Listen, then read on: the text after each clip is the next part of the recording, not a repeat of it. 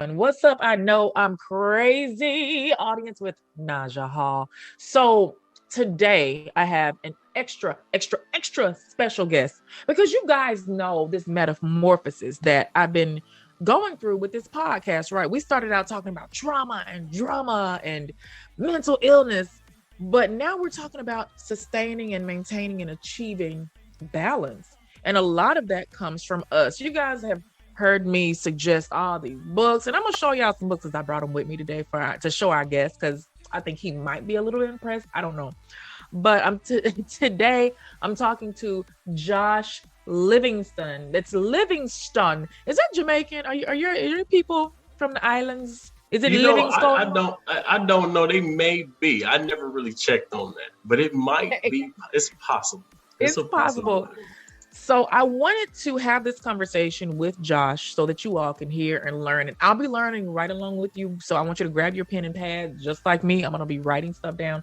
Josh is a mental scientist, Josh, can you tell the people what a mental scientist is? I can. It's very simple. A mental scientist is a person who studies the spirit's effect on the mind and the mind's effect on physical phenomena in life. Really mental simple. Scientist. So you study the mind's effect on the physical phenomena in our life. Yes. So if we're thinking it, we can become it, or we can think ourselves out of it. You know what, guys? Go ahead, Joshua. Yes. If you're thinking it, you are becoming it in that moment. That moment. Yes. We don't realize how quickly and immediately thoughts start to manifest. We don't realize how quickly it happens, especially when it's emotional. And on that note, y'all, we're going to put a pause right here. We're going to jump into this dance break. You know, the I Know I'm Crazy theme music that y'all love so much. So right after this dance break, I'm going to tell you all about Josh, and we're going to get deep into this conversation. Go grab your pen and pad. I know I'm crazy. I know I'm crazy. I'm crazy. I know I'm crazy. Josh the Shaman is a mental scientist that studies the spirit's effect on the mind and the mind's effect on physical matter. We all want beautiful results in our lives, right? In our homes, in our worlds. But have we ever felt like there's an invisible villain holding us back? Abso-freaking-lutely. And preventing us from living our best lives? Well, there's good and bad news, according to Josh the Shaman. There are invisible forces holding you back, but when you learn the basics of mental science, those invisible blocks become the very things that support you. That sounds like a lot because what you're telling me, Josh, is I am in control of the things that happen to me, within me, for me, around me. But I don't feel like I'm in control, though. That's the thing. It doesn't feel like you're in control because it's just a gap in knowledge.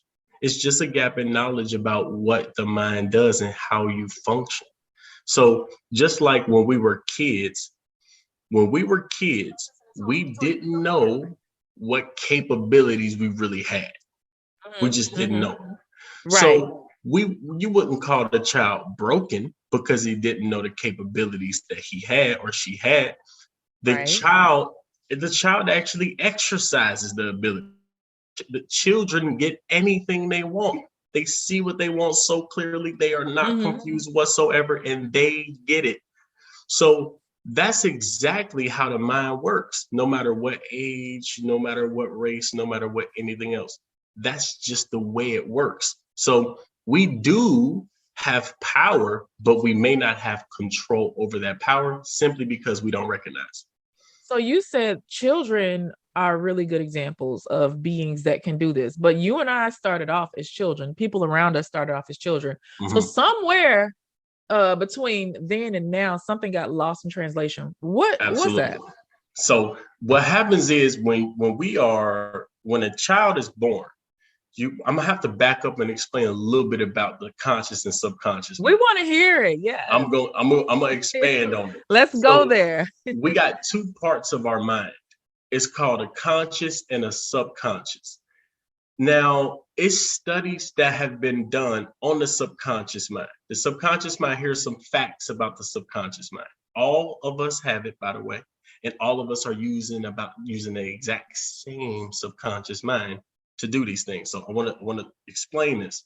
Number one fact about the subconscious mind: it cannot reject an idea. It The cannot. subconscious mind cannot reject an idea. It cannot reject Good an or idea, bad. Okay. good or bad. Anything that the subconscious that is submitted to the conscious mind by a conscious thinker, it must accept it and move it into existence. So the second part, that brings me to the second part. The second fact about the subconscious mind: the subconscious mind is the builder of the body. It's been confirmed. The subconscious mind builds the physical body. Subconscious mind builds a physical body. Who confirmed that? What's the source? So when you look at there's studies at MIT, there's studies at there's also studies at Harvard, there's studies done by Joe Dispenza and some of his colleagues. If you look into the studies on, and so many studies on subconscious mind, but when you actually go into those studies, you'll find the subconscious mind reads the contents of sealed envelopes. The subconscious mind can find Unabombers. It can find planes that have been lost for a long time. It can literally see into vaults and see exactly how much money is there. The subconscious mind has the ability to do that. Now, it's guided by the conscious mind. So let's back to that question. What happened when we were kids? When we were kids, we just had a subconscious mind. We didn't have a conscious mind. It wasn't developed. So the subconscious mind accepts anything from its environment. So after a while, the child starts to receive ideas from mom, ideas from dad, ideas from whoever's there at the moment. The media, friends, Don't teachers. matter what it is. Don't matter what it is. The kid is receiving everything. So what ends up happening is we start to accept these ideas, whatever they are, as reality. So that moves into our physical reality and creates our circumstances. So this is the reason why you'll see a child following the path of the mom and dad almost unconsciously. It's almost as if it just happens, because it does. So then when we grow up, we get a little bit older, our conscious minds develop. So now we have two minds. So we don't want to be this way. Right. We know we don't want to be this way. Now we can see. Now we know. We know we don't want to be this way. We know what we should be doing. We know what we want to do. But here's the problem. The subconscious mind is the one that moves the body, not your head. The subconscious mind is the one that moves the body. The subconscious mind moves the body. So anybody who's trying to create a new circumstance in a household, anybody who's trying to create a new circumstance in their lives, what you have to do is you have to submit a new program to the subconscious mind. And that's what I help people do with mental science. Okay. So we have to submit a new, and I know I'm repeating everything you say just for my own edification and just so everybody out there can get it. We have to submit a new program. Basically, you're telling your mind like, hey, listen, I know this thing here exists. It's been helping us. It's been feeding us. It's been moving us forward during our lives now. But we know we don't like this. So now we got to give you some new information. Exactly. So the way it works is first we get knowledge. It's the information that comes in that goes to our conscious mind. Now, the mistake that we make is thinking since we know it, but we don't. So you ever know something and you don't do it, you don't know. Yeah. Like I know I should be eating right, but I don't do it. So that means I don't know it, but I feel like I know it. I just don't. You know it. Right. You know it here, but it's not in your body yet, in the habit, right? So those cheeseburgers and that vodka still in my body. So you know how it is. It's not easy to change that. It's not easy at first to change that, but you can. And all you got to do, this is the key. It is your mental diet. So before you can physically diet, you need to mentally diet. Okay? I like this. When you mentally diet, what it means is what thoughts would the version of yourself think if you were the weight and the body type that you wanted to be? What would you think? And how would you wake up? How would you wake up?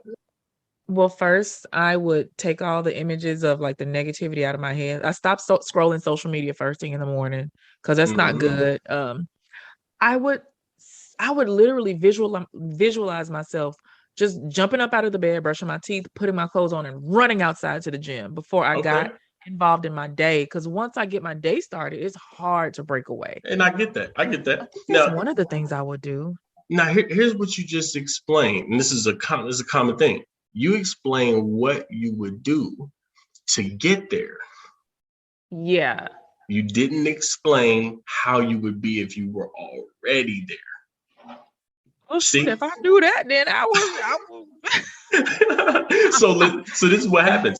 We got an image of ourselves in our minds, and you got an image of yourself in your mind right now. So if you wake up in the morning and you do this in your first, and you walk to the mirror where you brush your teeth, look at your body while you brush your teeth, your brand new body. And my brand new body. Your brand new body.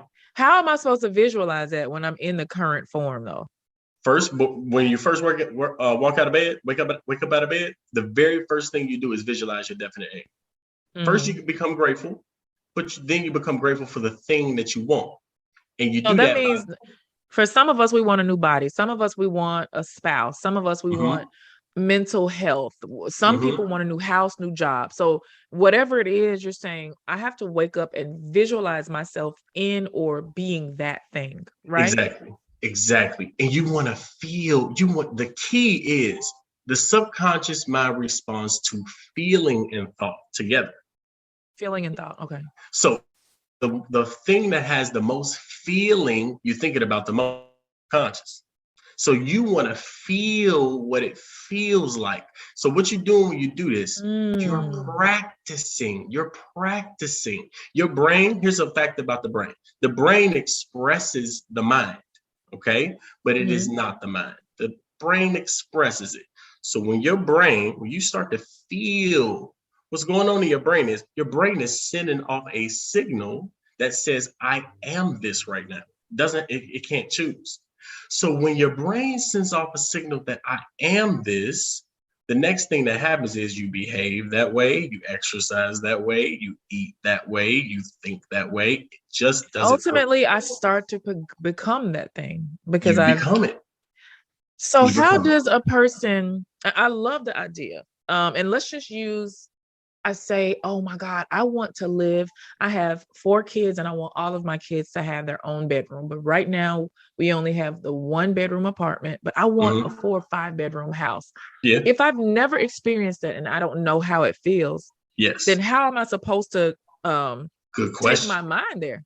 Very good question. So this is when it's very important to go to those you want to be in and sit in them. You got to go to open houses. You got to go to those places and sit there. You got to go and be in those neighborhoods and meet those kind of people because those are your neighbors, right? You have to go and experience those things. That's just like shop. Yeah, you better speak this. It's like if you go to a buffet and you never tasted something before, you got to taste it to see if you like or dislike it, so that when you go home, you might want to try that. If you go to a restaurant, you buy a dish that you never had before, you might want to try to recreate that in your own way at home, but you can't do that if you never tasted it. Right? So you got to go and actually taste it. Now, at first, it's gonna be uncomfortable because we're comfortable where we're comfortable, and that could be sadness, you're gonna feel like you don't belong. I don't belong here. I don't deserve to be here. Where are those thoughts coming from, though, that make us feel like we don't belong? Those worthless thoughts come from the past environment. It usually comes from childhood. If your parents felt worthless themselves in some way, in any way, right? Doesn't matter how it is. If they felt it in any way, even if it was subconscious, even if they never said it, you as a child have to, since you're only a subconscious mind, pick up on it. Remember the rule. The subconscious mind cannot reject a thought or a feeling. So you pick this up and you carry it with you through life, and you got these ideas. I need to be this body weight with this amount of money, and my family has to look exactly like this, perfect, in order for me to feel worthy of anything. It's just not true. It's just not true. Right. You have to practice what it feels like to be worthy. You just have to you have to practice it. Now, here's a challenge. Since we already got programmed in childhood, those thoughts, they kind of network together. So imagine imagine that they network together and they become like an entity in a way, right? It's these neural pathways, and the brain is neural pathways. But just imagine that it's networked together. It's a ball of them now. They have momentum. They got momentum. So that means you only got to think a little bit about it, and it brings up all these emotions. You ever had that experience? Oh, absolutely. That's what, that's why we take Zoloft and we teach ourselves stop words and we try to not ruminate. And, people have CBT for those of us that are counselors. Like, yeah, we try to those freaking thoughts. But one thing I know is that, was it you that said this? I think it was you, or maybe a book or something I was reading. Let me know if this was you though. Did you say thoughts have mass? Thoughts or energy? Okay, so that was you. That was y'all. Me. Listen, I be quoting Josh, and I listen to him so much I forget what he's like.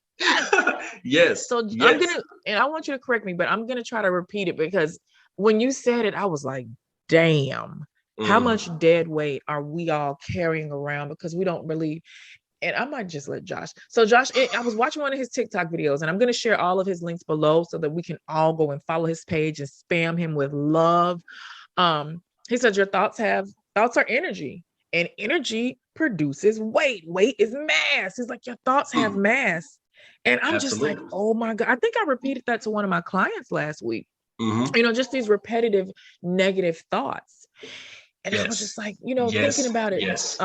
And I realized, like, I bought a couple of books to show the audience. And oh my God, guys, I forgot to tell y'all this, but if you are listening, you could have been watching us this whole time, y'all. So this is, you guys can go to my YouTube or Facebook or Instagram and all these places and watch this. But one of my favorite books, I just started reading it. It's quickly becoming one of my favorite. The Body Keeps the Score. And brain, mind, and body in the healing of trauma. And the whole book just talks about how our body can produce these physical manifestations. Sometimes they look like tumors. Sometimes they look like a mental breakdown. Sometimes they look like anger.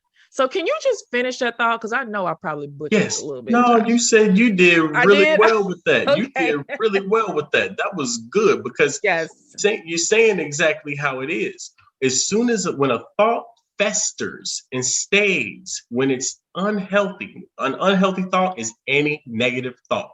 And what is a negative thought? A thought that just makes you feel bad. Any thought that makes you feel bad, I don't care what the thought is. If it festers and it stays there, it must manifest in a body. It's going to take root like a plant. It has to. It has to. So that means it becomes part of you. It becomes a part of you. Now, you can reverse this, but you can't reverse it. Here's the challenge. You can't reverse it by saying, get rid of it, go away, go away. You have to actually turn your attention away from it and focus on something that will replace it. How do you do that, Josh? How? Okay. How? Yeah, good. So let's get into some real details on how to do it. So a couple things that you can do.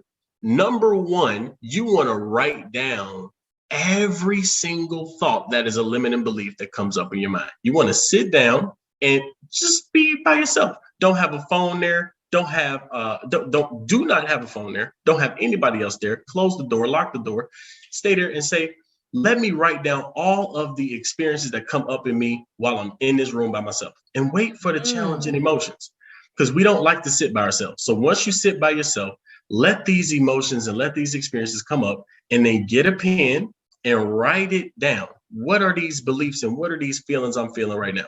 Now, after you write down the feelings that come up, the important part is this. You have to go back through this list, cross out the lie. You have to call it a lie, because you're retraining your brain here. The lie is anything that makes you feel bad. So cross out the lie and you write a statement that feels more true, but it's a good feeling true. So I'm gonna give you an example. I'm not worthy. I'm not worthy. I'm not enough. These are challenges that I struggle with myself. So I wrote down, I'm not enough. Now, what I do, I get a red pen and I strike out, I put a line right through the middle of that statement. At the right below that statement, I say, I'm more than enough. I always have been. And I remember myself in childhood. So when I was a kid, when we were kids, we know that children are so worthy, so loving, so caring, so open. They're worth everything in the world. I have to remember that I was that. So Yes. as I remember that, I'm writing down, I am more than enough and I always have been. So when you Yes. write that down and you remember this, you're reversing the thought.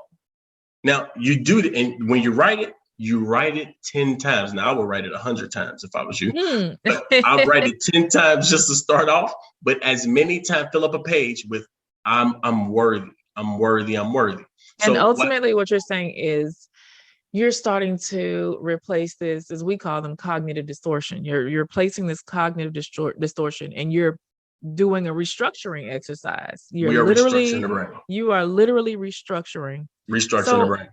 okay, I like that. So you're saying I like doing physical activities to Okay. combat thoughts. I like that because Yeah, it's hard. It's easy to think yourself into a depression it is. or a cry, or to call somebody up and be nasty to them. Like, we literally do this from thoughts. My question, so I want to go back a little bit. So you said we can't reject subconscious. How did you say it? Like, we can't subject subconscious The thoughts. Like, subconscious mind is not able to reject the thought you give it. okay, okay. So I want to talk Anybody about else. that. I Mhm. want to talk. The subconscious mind is not able to reject the thought. That feels very bad, because that It means does. if I hear all this, if I'm walking down the street, for example, and people on either side of the street are like, Naja, you're ugly. You're never going to make it. You're not going to, no one's going to listen to this podcast. My mind is taking all of this crap in. That feels very bad. It So does. you're telling me that this stuff has to seep into my subconscious? Here's the And trick. okay. Here's the trick.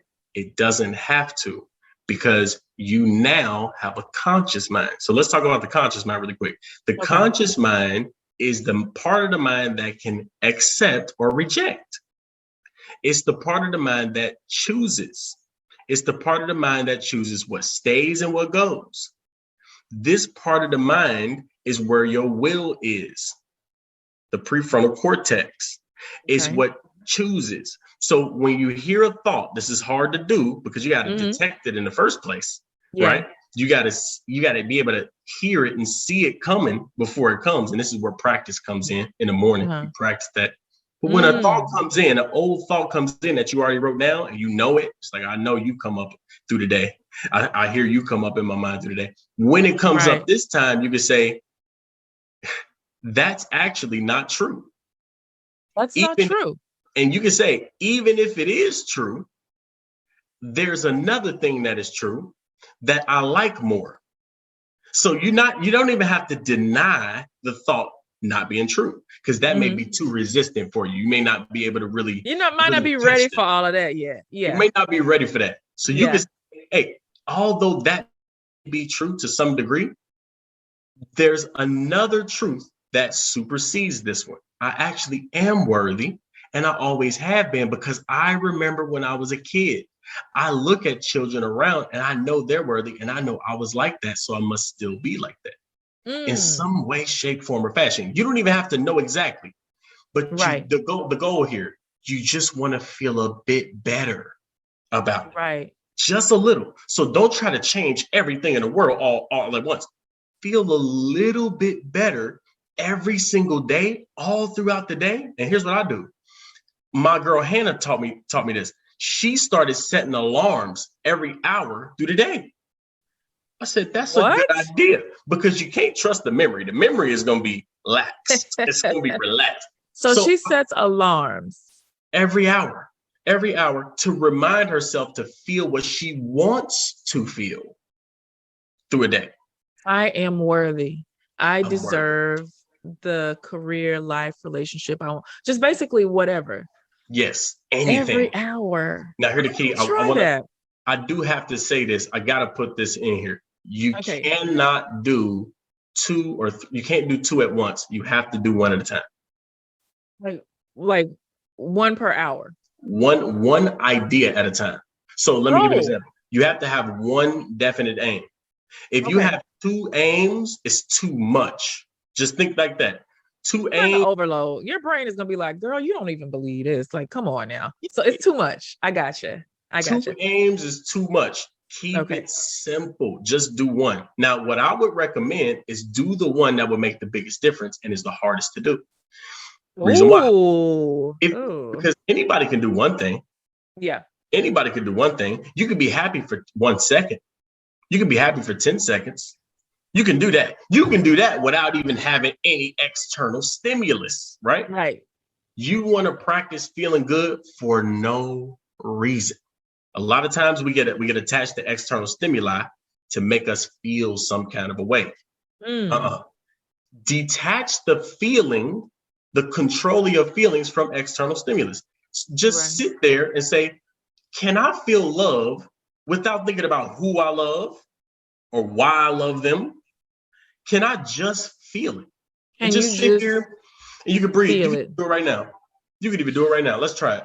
Just close your eyes and breathe a couple times. Breathe in, breathe out. Breathe in, breathe out. Breathe in, breathe out. Now watch the word love appear before your eyes. Just see it. See it in color, see it in purple, see it big, see it small, see it any way you want to see it. See that word. And now just feel what the word is. Just feel it. Just feel it. Just feel it. Just feel it. Let your body feel. Let your body feel. Let your body feel. Love, love, love, love, love. Okay? Now open your eyes. How do you feel a little different right now? Absolutely do. Just a little bit? I literally, just a little bit. Not more than just a little bit though. There we go. Because really quick, I was like, because one thing you said, don't think about who makes you feel love, like not a person. So I made sure, because you put that disclaimer right there, that I didn't think about a person. For me, I felt cool air. I smelled flowers. It felt like a sense of peace. So I guess, for me, the first thing that I think of, connect love to, for me, is peace. I don't know. We all have our different definitions. Everybody different, but it feels good, right? It felt good. So imagine this. Imagine if, because you didn't have anything to make you peaceful. You weren't on the open ocean at a beach. No. There. You weren't in meditation position in lotus posture in a temple. You just breathed and saw love and felt it, right? Yes. It's very simple. We do not have to overcomplicate this. If you practice that feeling more often than you practice the other feelings you felt, it will come a day. Now you got to be persistent. It will come a day when that will be your dominant feeling. It'll be your default. What you want is you want to raise your default feeling. What I mean by that is, if circumstances happen and you can't remember to feel, if you've been practicing this love feeling, you'll notice. It's a habit, right? It's just it'll be a habit. Certain things that happen in your environment. And when things happen, chaotic things happen, we fall to our default. Yes. So my goodness, yes. You want peace to be your default. You want love to be your default. It's just you fall back on it naturally. So we're having to retrain our patterns, because like you said, from childhood, that's probably where most of us, I firmly don't believe any of us made it out of childhood okay. We all walked away with something. Even if you had a wonderful, textbook good childhood, you came out of it with something out of whack. You came out with something. Yeah. And so I know that we develop these patterns of coping and of being from, number one, is a coping mechanism. Number two, like you said, from the people that raised us, from our environment, whatever. So I totally understand what you mean when you say we have these patterns.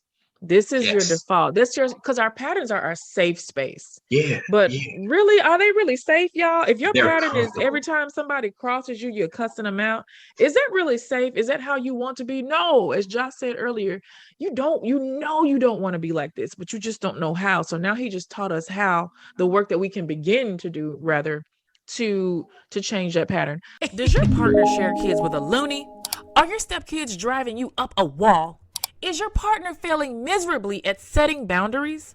Well, VIP Stepmom is where you need to be. We're an exclusive private community just for stepmoms, and we'd love for you to join our tribe. Each month, our members enjoy private conversations, podcasts, expert workshops, a subscription to Stepmom Magazine, and monthly live Zoom meetings. If you're ready to join a diverse community that is committed to making sure you live your best life, visit VIP Stepmom today. We'll save a seat for you. VIP Stepmoms, that's you and me. I have a question though.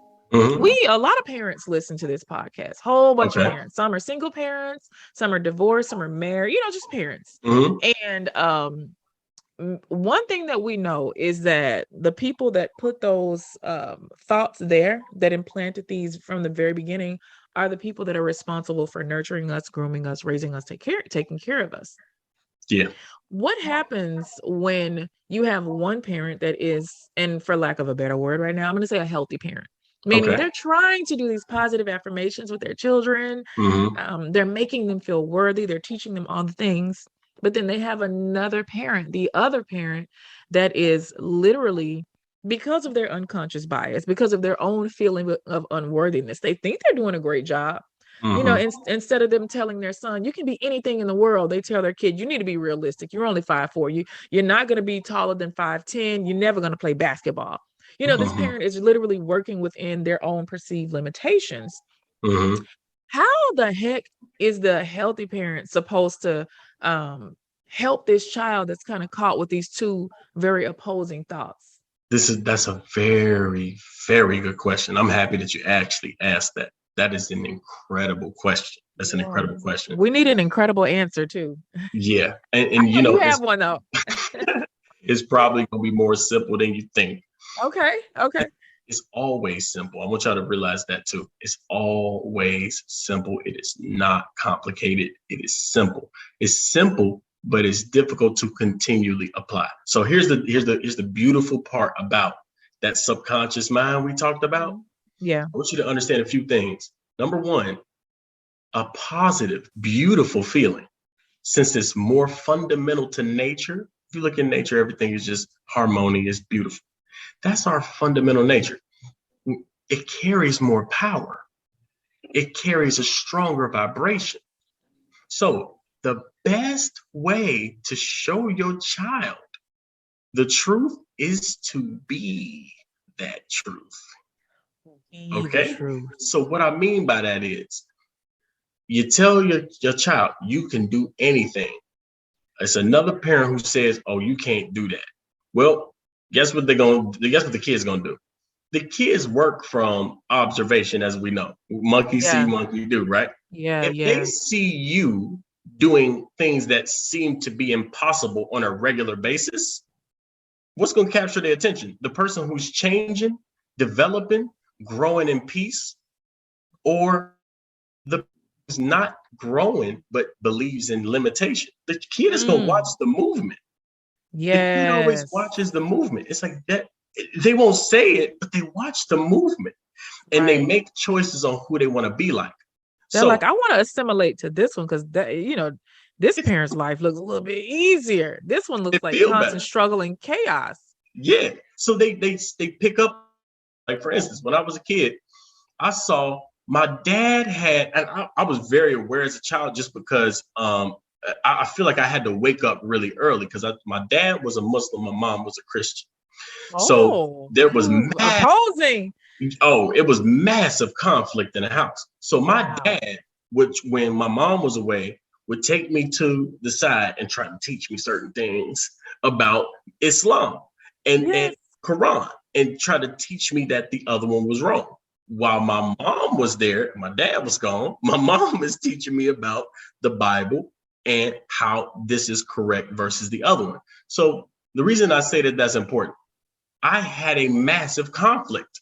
This is I such a had good a massive, example. it was a massive conflict. So what does it, and I remember being 3, 4, 5 years old, just wanting love from both parents, and I couldn't get it because if I love this one, I'm against this one. And if I They're love betraying the other one. Yeah. betraying the other They one. had So you in this invisible loyalty bind. And yes. So that was my childhood. That was my childhood. So guess what it made me do? I what? just wanted this. I just wanted to be unity. I don't know why I did this. I do know it was a subconscious mind, but I didn't consciously know why I did this. I Right. just went inside and I said, what's Mm. true? Because if I didn't say this explicitly, but this was the subconscious idea. What's actually true? Because maybe if I find out what's actually true, they may just come together here. That's what Mm. I took on the responsibility, which You had the whole responsibility of I these felt that. of I bringing felt that. these grown folks to the center. I felt that. Now, Yeah. as I grew up and I paid attention and I became aware, I had to drop off the responsibility eventually. I knew I wasn't responsible for my mom and my That dad, is which is hard to hard. do. That That's is hard to very do. difficult. But in the process, I saw certain things in my dad. My dad was a lover. He cared. He cared. And he really believed he was doing the correct thing. I'm going to tell y'all a story. I got in a car accident. We got in a car accident, me, my mom, my sister, and my brothers. When I was 10 years old, it was a day before my birthday. Okay. Mhm. And we got hit by a metro, you know, the big metro buses. A city bus? A city bus Oh, T-boned our van. vehicle. T-boned it. Now, in that moment, we are in total shock. And I never forget this. My mom said, thank God that we've been praying and that we are safe because we all were safe. I had stitches. This is where I got this scar from. I got this scar. It was my face was open completely. So crazy experience. So my mom said, thank you for us praying. My dad is Russian. He's a lover. He's Russian. He a Leo. I don't know if y'all know what that means. Leo's got Oh these big yeah. hearts of love. Oh He yeah. like love in his face. He's driving. And I remember he get there. I have never experienced so much absolute awareness and concern for my dad in my life. He's And not your that kind of face is person. open at this point. My That face is you're just, concerned. You're yeah.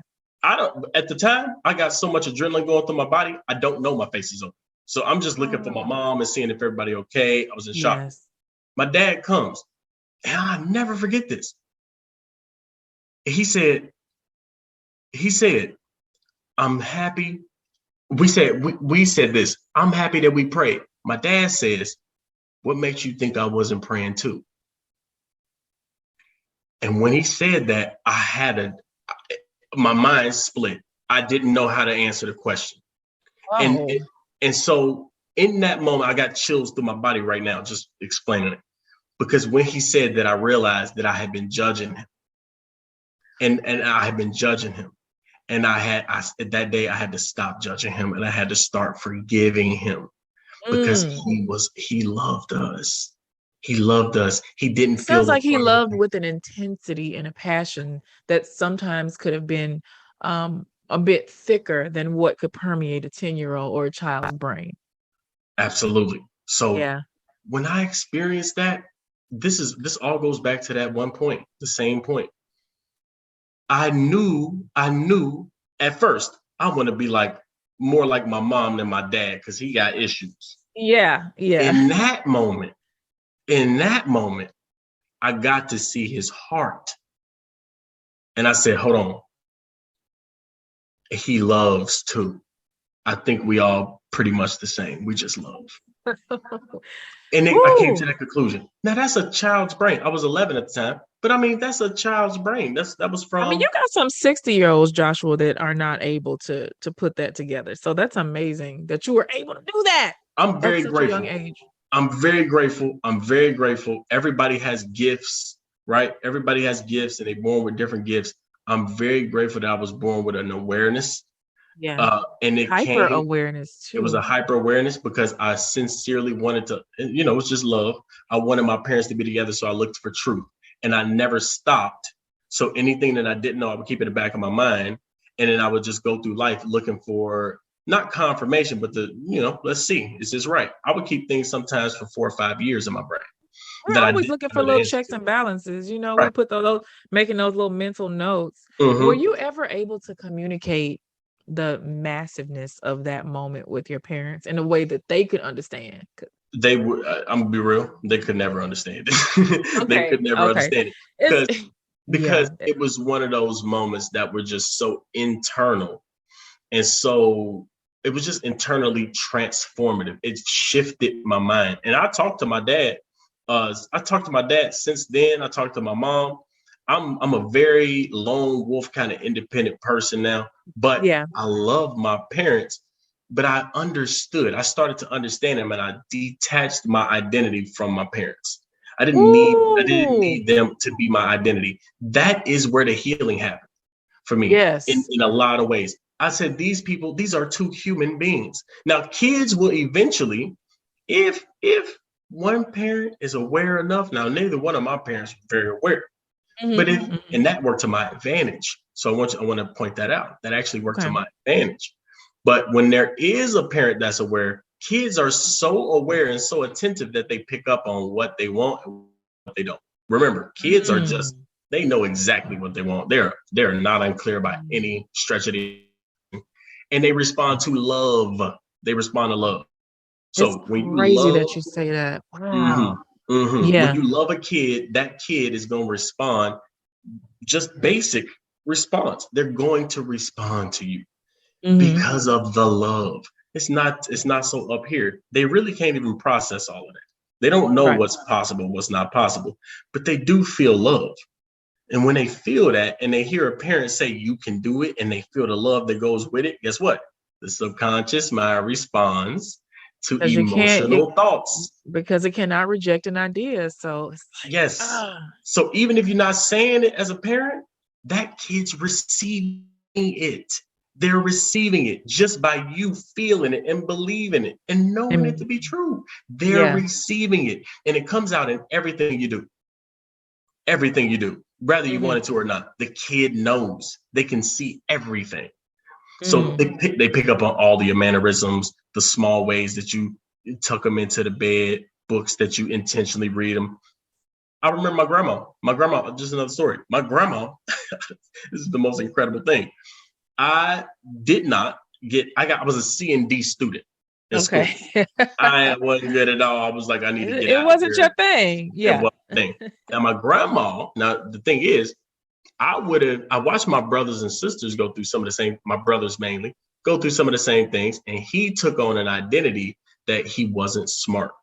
Okay. And he went through the same thing as me. I said, why was I different? And I remember my grandma would whisper in my ear over and over again. She just kept saying this before I even knew what the word meant. She said, you my little genius. You my little genius. You a genius. You're a genius. I didn't know what a genius was, but she kept saying, you a genius. You're a little She genius boy. programmed you. She programmed me on purpose. My grandma was a mental scientist. She knew what she was doing. This is where I learned my stuff from, by the way, is my grandma. She programmed my mind. And I remember feeling like, yeah, I am a genius. Grandma said I am. And I just felt it. And I remember teachers telling me like he needed an IEP, he needed to be on medication. I was like, No, I'm a genius. So. My grandma said I'm a genius. So I just felt that. Kids are the same way. They pick up on the love vibration. Now, my parents, remember, unconscious parents, they didn't say that to me. I wasn't with my grandma all the time. I was with my grandma this much at a time. But she impacted me more because of love. How was she able? Love. I was going to say, how was she able when you're with your parents 24 hours a day, you're with your grandma once a week? Love. Love. Love covers a multitude of sins or mistakes or missing a mark. You're missing a mark if you think you're not smart or you're not a genius. That's missing a mark. She hit it on the head. Every child is a genius if you just watch them. They do something that's beyond. You just cannot explain it. Every single child. So that is what my grandma did for me. And when my grandma did that, I realized that it came to fruition later on in my life me becoming a mental scientist, me having these profound thoughts, me being able to help people from depression to now having a sustained, stable mindset. I'm watching these words of my grandma come out in me, and I just got my grandma to thank. I'm like, thank you, grandma. You called me a genius this whole time. Now I'm helping people. Yeah, So yeah. it's an incredible thing. You can do that for your kids too. Woo! You can do that. I think we're gonna have to make that one a whole sound bite just by itself, because that's the that's the answer. That's the That's answer. like literally that's the one to do. So let's talk about shamanism and what it means. You are Josh the shaman, and I've Yes. seen the word used many times before, but for those of us that are ignorant to like exact definition, what does a Mhm. shaman do? Now, when you say exact definition, I'm gonna tell you, the Okay. definitions get they get different when you actually become a shaman or Okay. whatever you are, shamanism specifically. Okay. So Okay. what shamanism really is one who guides others through the invisible realm. It's Mm. almost as if this is my inner experience, okay? My just how you know your house, you walk into your house and you know where things are, and Yeah. you know where the couch is. You can think in your mind right now what's in the refrigerator right now. You know every part of that place, right? Yeah. Just like that, I understand and walk the mind, the mental and spiritual realm the same way. So Mm. it's just like furniture, it's just like rooms. I can literally, if we do one-on-one sessions, that's what I do when I do one-on-one sessions. I can have you close your eyes and walk you through places in your own mind. And I know where they are. I know where they are. We can just walk there. I can show you the left and show you to see it. Yes. You get perspective because it's literally just a realm of reality. So that's what a Mm. shaman is. And Okay. the mind is very much so the invisible realm. So when you walk the mind, you'll realize it's infinite. Yes. It's vast, but it has structure to it. And a shaman walks you through that structure. And so Mm-hmm. we're saying that the mind has structure. And, I always go back to these negative thoughts because I see that there's so many people that are led by these negative thoughts. They see these negative thoughts as they've literally become like a physical manifestation in their own minds. Like, oh, I can't, Mm-hmm. oh, it's a wall. These physical Mm-hmm. thoughts become a wall. And so I'm Mm-hmm. glad that you are in the process of walking people around and through that, because Yes, you can get around that crap. So you something you can. talk a lot about on your page, and I've seen this, we all talk about the law of attraction, right? We attract these good and bad. We attract. I've seen poems, I've seen t-shirts, my goodness. But can you give us Josh's take on the law of attraction? I can. And I I'm want happy us you asked to, that. I'm yes, happy you yes. asked that. Thank you for asking that because it's an important thing to address, especially from a mental science perspective. Because what we get mistaken is we think that we can just use the law of attraction. And what law of attraction is simply like attracts like. Let's just start there. Like Okay. attracts like. Keep it That's what the simple. law of attraction is. Very Mhm. simple. But the application of the law of attraction is what's challenging. So a lot of people read this, watched The Secret a while back, a long time ago. Yeah. They listen to Abraham Hicks, or they listen Uh-huh. to, you know, All of the the dudes, law of all the attraction old dudes. teachers. So when you listen to the law of attraction teachers, a lot of times they're just telling you you attract what you are. That's obvious. But how Mhm. do I apply this? So I want to explain there are a few laws that come right before the law of attraction. First law is the law of I am. That is the first law. You are before you are anything else. So before you can say, I'm a genius, I must be first. I just am before I am a genius. That's the very first law. So another way to explain that law is called the law of vibration or the law of feeling. Okay. So when you feel something, let's say you got an idea that you want to manifest, and you say, I'm going to use law of attraction. But you use the law of attraction, you got the dream board on the wall, you're doing what they tell you to do, and it's not Mhm. coming in. The reason why it's not coming in is because you have to apply the law of vibration and creation first. So first you have to create a seed that can even attract. Mm. So what we don't understand is if you want to create a business or you want to attract the best business, right? First thing you got to do is you got to see the image in your head and flood it with energy. And I'm talking intense energy.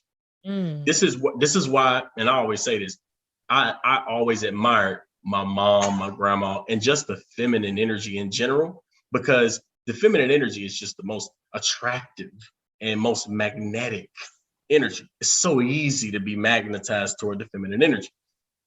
Well, I realized that that's just creation.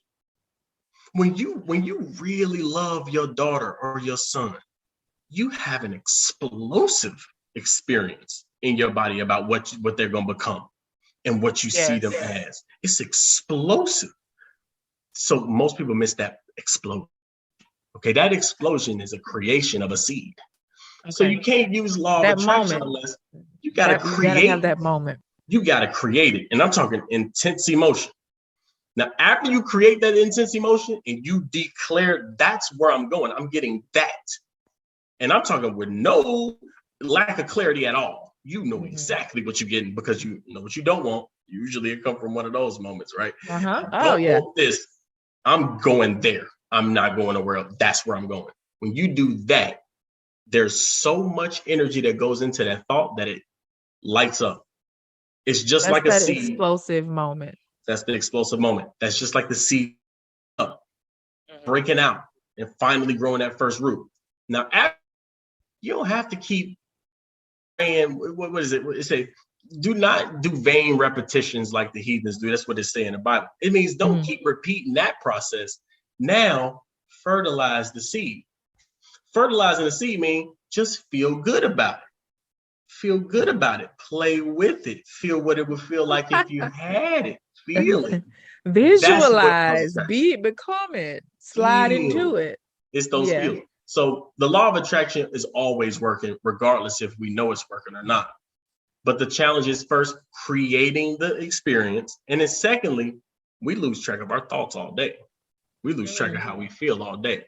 Check how many times you intended to feel so good today, and then all through the day you just let somebody take you off your square, off your horse, right? Ooh. That is attraction. That's attraction, and we are attracting on accident the majority of the day. So what's hard to do in the beginning to use law of attraction is you have to sustain your focus, and you can't focus on the image all day. But it's the feeling that you sustain. It is the feeling. Now, the general feeling is, thank you, thank you, thank you, thank you, thank you, thank you. You don't even have to know what you're thankful for. Just thank you, thank you, thank you, thank you. And what's going on is, since you already germinated the seed, that seed is getting that energy, whether you know it's there or not.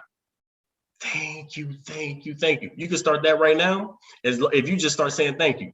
You've already created so many things for yourself that you don't even know you created. Wow. You've already thank you. Just being thankful. Do this repetitively for, I'm gonna say, if you do this repetitively for 21 days, just the habit, those habit days, no matter how many times you get off your footing, it's fine. It's gonna happen. Just come back to it when you realize.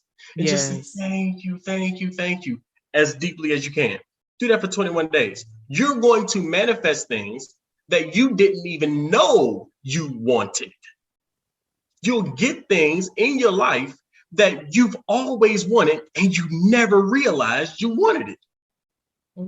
Because you created it a long time ago. It just needed to germinate. It just needed the fertilization. What you water grows. Yes. So practicing that gratefulness is just going to help this field of flowers and fertility just to sprout up all over the place. Yes. Or abundance, basically. It's just all over. And anything that'll make you feel that, thank you, that's what's manifested. So the choosing a feeling is so smart because you don't have to get specific. A lot of times we try to get specific, and a lot of goals books tell you to get specific. They're wrong. Do not get specific if you don't have to.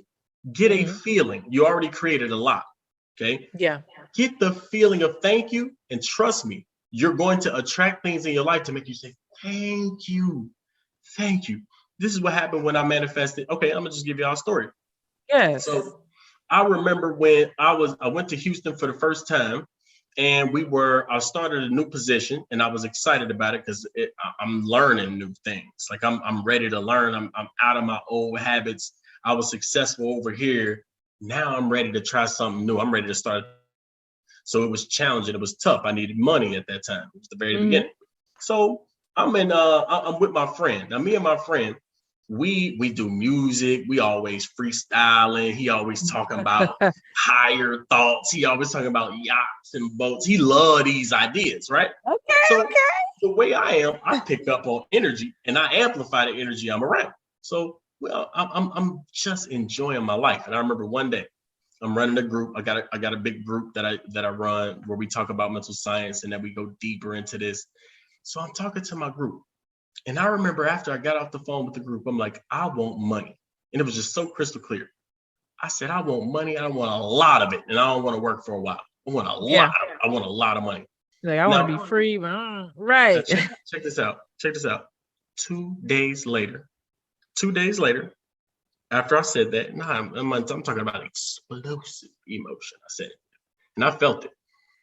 After I said that, 2 days later, $21,000 got deposited in my account from a company that was not supposed to deposit it there. They called me. They want the money back, but they say, there's nothing we can do. Keep it. What? Josh. I'm not joking. This sounds so crazy. I can't even make it up. It's the people in the group. I'm telling you, $21,000. I'm in tears. I'm in the parking lot screaming. I'm like, you like, whose money is this? Am I going to jail? What's happened? Yeah, at first I was thinking that. I'm like, but I knew what I was feeling. See, when you know what you vibrate and you know what you intentionally feeling and intentionally putting in the world, when it comes, you know it's yours. Oh, thank you that you were doing. Boom. And that's a great example. And I have a story damn near exactly like that. So that's why I believe you, because something similar. Okay, I'm gonna tell y'all real quick what happened. So I was a member of this church when I was living in Dallas, and I had I was one of those, as we call them, $40,000 millionaires. Like, I had a little doggy that I carried in my purse, and I bought a Jaguar, and just like, it was my first gig, like out of grad school, out of college. So I'm thinking I'm doing big things. And so I joined this church, and I knew that once I got stable, I always wanted to pay tithes because I'd seen my parents do it. They always paid tithes to whatever church home that they were getting fed at. And so did that for, I don't know, a couple of years, I guess, a few years, and just didn't think anything of it. I had direct deposit, so I didn't even see that money. And so years and years and years passed. I realized that my time in Dallas is coming to an end because I said, I'm an artist. I am not meant for this 8x8 little jail cell cubicle, as they call it, but I felt like it was a cell, and everything about my being, nothing felt peace. I mean, I liked yellow, and I remember when I wore bright colors because that's who I am. Y'all know that. They were like, oh my God, she's not wearing gray or black. I'm like, girl, I'm black enough. Like, I'm wearing colors. My business suits are yellow. So that was just at that time, like, and this was 2006, maybe. I had a big old afro, like, when I wear my natural hair, it's this huge afro, and I was told that was unprofessional. You should straighten that out. But this was before we had, the natural hair movement and people having lawsuits. And so that's another reason I was like, Naja, you are being shown all these signs you don't belong. So I'd met a friend that lived in New York, met a friend online that lived in New York. They were from Memphis. I already knew them from my hometown. They're like, hey, why don't you come visit? So I came to visit. My first time in Harlem, I was like, oh my God, this feels like home. Somewhere I had never been in my life ever, didn't know a soul, but one soul barely there. And I said, oh my goodness, Naja, this might be the place where God, you might grow into the woman that God meant you to be here. And so everything that I started doing when I got back to that little funky cubicle was making the moves to go to go to move because I was like, this is it. I don't know what I'm going to tell my family. They pay for college, pay for grad school. I got this car. I got a dog. I can't take a dog to New York. I ain't even got nowhere to stay. Like all these thoughts. I'm like, oh my God. And so I didn't have a big savings because again, I was living above it was even right at my means rather. I was living cute, but it's like, girl, you got enough money for like 2 wigs at the end of the month. You ain't got money for anything. So I was like, F it. I'm going to leave my job. I'm leaving. I'm going to quit my job. I got a gig doing dinner theater in Dallas. So I was like, oh, you got this MBA, but you're doing a little dinner theater for $10 an hour. But I was so happy doing it. And so finally put the 2 weeks notice in, put all my things in Texas in storage. Cause I was like, if I fail, I'm gonna have all my stuff. I can come back. So get to Texas. I'm staying with my friend. My friend was like, listen, you can stay here a month, but you got to find your own place. Cool. So I'm like, yo, what am I going to do? I don't want to get a quote unquote real job because I need my time. I need to figure out, am I going to go to auditions all day? Like, what am I going to do? So, same thing with you. I'm like, shit, like walking around beautiful Times Square, like so happy, trying not to look excited. You know how you get like the kid face, like I'm so happy. Like this is all the shit I saw on TV. Yes. Yo, I get that notification. There was $27,000 in my bank account. $27,000. Do y'all know where that money came from? It came from, it said, and this could be a thing. Because like, I don't know why they would wait all those years, but they say that I had been sending my tithes and offerings to the church to some wrong account and it had accumulated. And so in that one time they sent me all that money back. And I started crying. I said, thank you, God. I said, God. I said, oh my God. And I told my friend, I said, baby, you ain't got to give me a month. I'm out. And I said, that is how it works. That's how it works. And that's how I said, okay, Naja, this is where you're supposed to be. Because who in the world, you know what? A church is going to find a way to get their money. Oh, yeah. I want to point. Can I point something Absolutely. out? Yeah. Okay. So that's why I believe your story, because it happened to me too. Oh, yeah. I want to point some things out about your story. Okay. Yes. You made a decision. Yes. This and is so small, but that's it. Yeah. Once you make the decision, then law of attraction comes into play. And it don't matter what it has to do, it's gonna get you what you need to do the thing you're seeing. And were you not living in that place before you got there in your mind? Right. I absolutely was. Once I got a glimpse of that place, I knew where I was. I didn't belong there. This is not for me. I knew what I needed to get to. And you lived there emotionally and mentally more so than where you were. For me, it was discomfort. For me, it was, because that programming tells you, hey, you go to college, you get a job. That's it. You get married, you have 2.5 kids, you marry a dude that's going to start balding by the time he's 38, and then that's your life. And I was just like, I don't know any of that shit. But none of that sounds appealing to me. So I think for me, it was the discomfort, because there's like a natural inherent other thing that was pulling at me. And so, just attracting, not knowing what I was attracting, but I sure knew what I didn't. You knew what I didn't want. Yes. So I want everybody to really listen to that part of the conversation, because this is what we teach. You have to. This is why it's beautiful to have negative experiences, because you have to know what you don't want so clearly that what you want becomes just as clear. Yeah. It's contrast, it's polarity. You have to see what you don't want and feel it totally in order to clearly define where you want to go. And then once you decide where you want to go, it's not confusing at all. But before that, it's like, maybe not. Once you get to that point, it's like, I know this is not. I know for a fact I don't want this. And I want something else. There we go. That's the decision. That's the creation. That's when it lights up. And that's when the attraction happens. This is what most people are not doing when they apply law of attraction. If you go to any story that works like that, you will see a moment when they knew what they didn't want. Yeah. And then they made a decision what they did want. And then miraculous things started happening almost as by magic. And then miracles that happen to go over there. It happens 100% of the time. I was one of those people because when I was younger, I had a lot of uncertainty. I wanted certainty. I'm like, I want to be certain about my circumstances. Same way with me. Yes. So the only thing that made me certain after I looked around was spirit and mind. I'm like, this creates everything. Once I studied enough, I said, the mind creates everything. I need to be good at this. So that's why I went on the path of learning mental science, because I wanted certainty. I found I always wanted stuff to happen every time. I want the consistency. I want to do the thing that is guaranteed to work. And the only thing that was guaranteed to work, as I saw, was when the mental did certain things. Every single time somebody, my mom, my dad, or anybody wanted something, they first knew what they didn't want so clearly that they made a new decision every single time. And once I saw that occurred over and over, I said, well, that's what I got to do. I need to put myself into the experiences of life and get the taste of what I want and what I don't want. And if I'm in a quote unquote negative circumstance, I'm excited because something's about to happen. I know I'm not going to be here. So I don't feel peace and balance here. Right. Because it's like, I know I don't feel peace nor balance here. I know this is not where I'm going to be fertile or creative or become the God version of me. And I'm like, this is about to be wrapped up. I'm like, let me start packing now because it's about to be a wrap.